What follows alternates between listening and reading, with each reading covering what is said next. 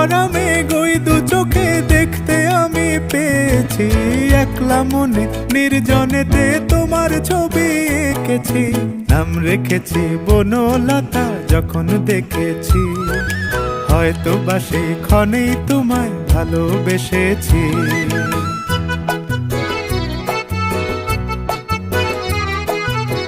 বনলতা কথা হয়ো না গো কুণ্ঠিতা, বনলতা কথা হয়ো না গো কুণ্ঠিতা। একটি কথাই শুনবো বলে তাই তো কাছে এসেছি। বলবে কি গো আমিও তো তোমায় ভালোবেসেছি।